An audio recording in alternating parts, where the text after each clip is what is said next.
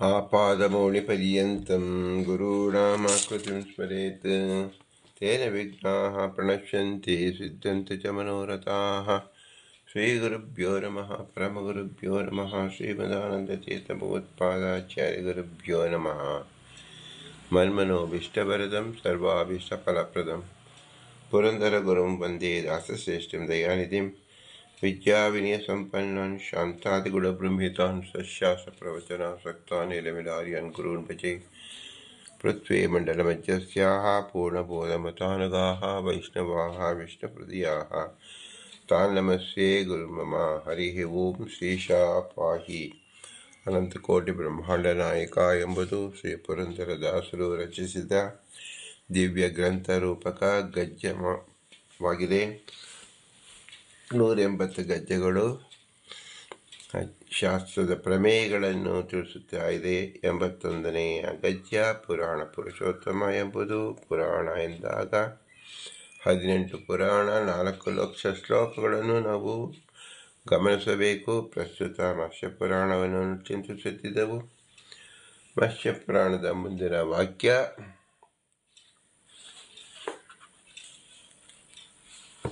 ಅವಿಶ್ವಾಸಾಯ ಜೀವೇಭ್ಯೋ ಅನ್ಯಸ್ಮೈ ಶರೀರೇಷು ಪ್ರವಿಷ್ಟತ್ವಾದ್ ವಿಶ್ವೋ ಜೀವ ಉದೀಯತೆ ಜೀವಸ್ಯಾತ ಅಧೀನತ್ವಾದ್ ವಿಶ್ವೋ ವಿಷ್ಣುರಿತಿ ಸ್ಮೃತಃ ತಸ್ಯ ಉತ್ಪತ್ತಾದ್ ಹೇತುತ್ವಾದ್ ವಿಶ್ವಹೇತುಶ್ಚ ಕೀರ್ತ್ಯತೆ. ಮತ್ಸ್ಯ ಪುರಾಣದಲ್ಲಿ ಜೀವರು ಮತ್ತು ಭಗವಂತ ಶರೀರದಲ್ಲಿ ವಾಸ ಮಾಡುತ್ತಿದ್ದಾರೆ.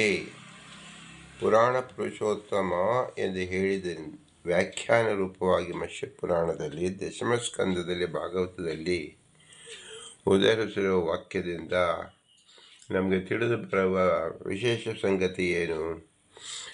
ಪುರುಷೋತ್ತಮ ಎಂದರೆ ನಮ್ಮ ಬಿಂಬರೂಪನಾಗಿ ನಮ್ಮ ಶರೀರದಲ್ಲಿ ಭಗವಂತನಿದ್ದಾನೆ.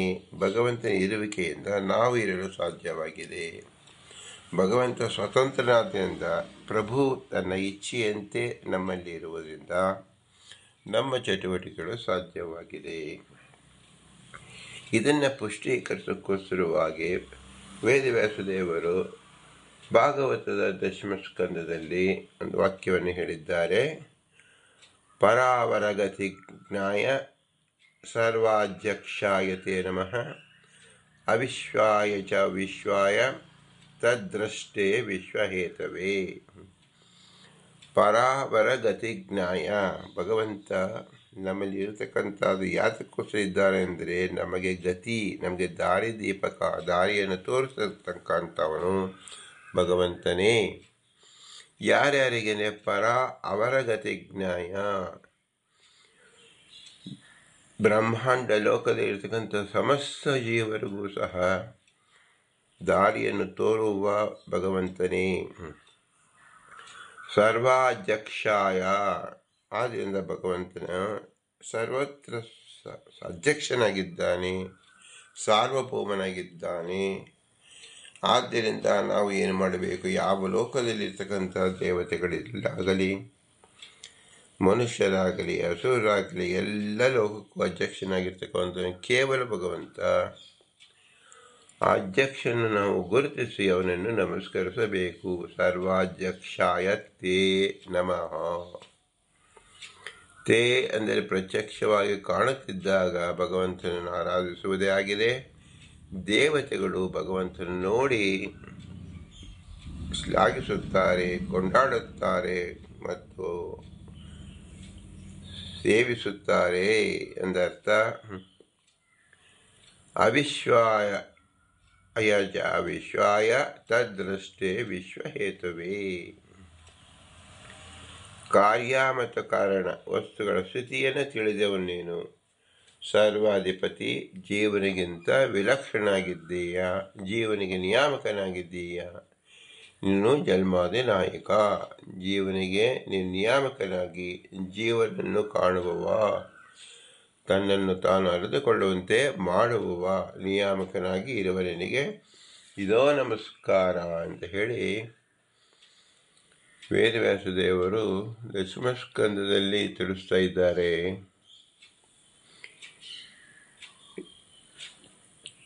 ಇದಕ್ಕೆ ವ್ಯಾಖ್ಯಾನ ರೂಪವಾಗಿ ಮತ್ಸ್ಯ ಪುರಾಣದ ವಾಕ್ಯವನ್ನು ತಿಳಿಸ್ತಾ ಇದ್ದಾರೆ.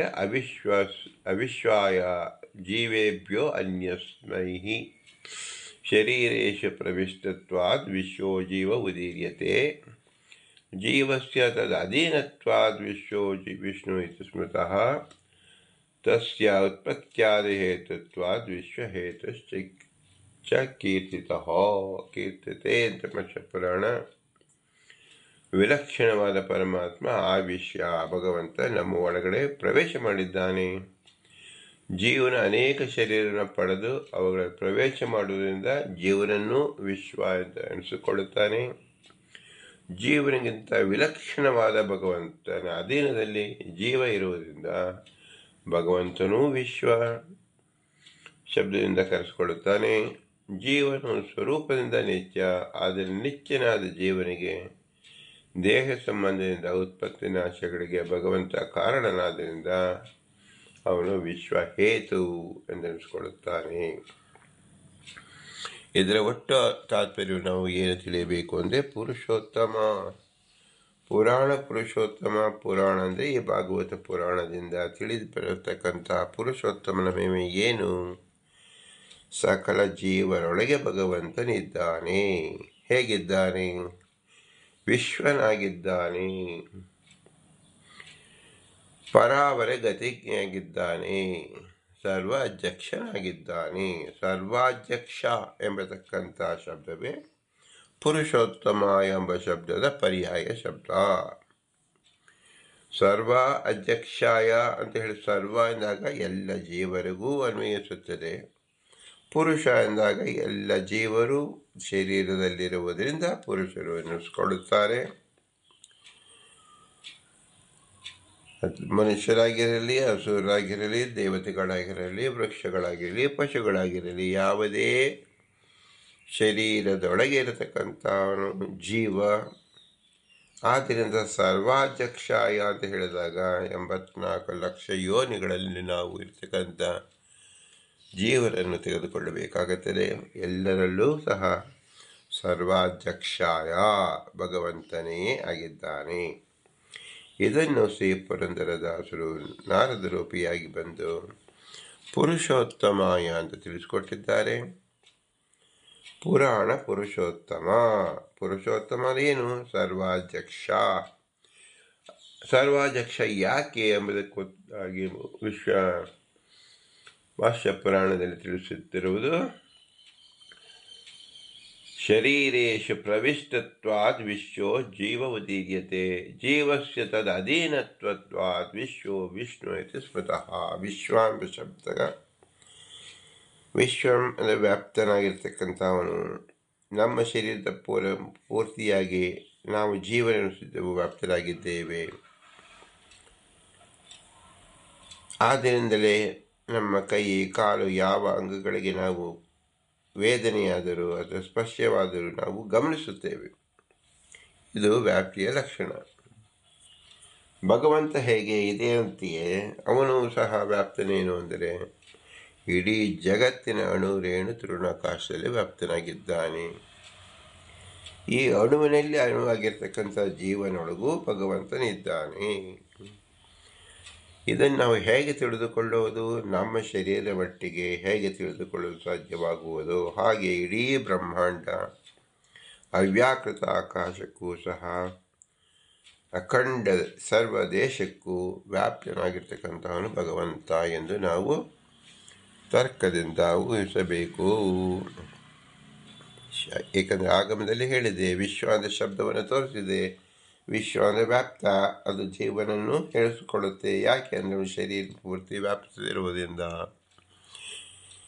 ಈ ಒಂದು ಸಣ್ಣ ಜ್ಞಾನದಿಂದ ಮಹತ್ ಜ್ಞಾನವನ್ನು ಪುರುಷೋತ್ತಮ ತತ್ವವನ್ನು ತಿಳಿಯಿರಿ. ವಿಶ್ವ ಎಂದು ಹೇಳಿದ್ದರಿಂದ ಇಡೀ ವಿಶ್ವವನ್ನೇ ವ್ಯಾಪಿಸಿರ್ತಕ್ಕಂಥವನು ವಿಶ್ವ. ಯಾವುದೋ ಒಂದು ಇರುವಿನಲ್ಲಿ ಇರತಕ್ಕಂಥ ಶರೀರದಲ್ಲಿ ಅನುರೂಪವಾಗಿರ್ತಕ್ಕಂಥವನು ಜೀವ. ಜೀವನೊಳಗೂ ಭಗವಂತ ವ್ಯಾಪಿಸಿದ್ದಾನೆ. ಆದ್ದರಿಂದಲೇ ಜೀವನನ್ನು ವಿಶ್ವ ಎಂದು ಕರೆಯುತ್ತಾರೆ.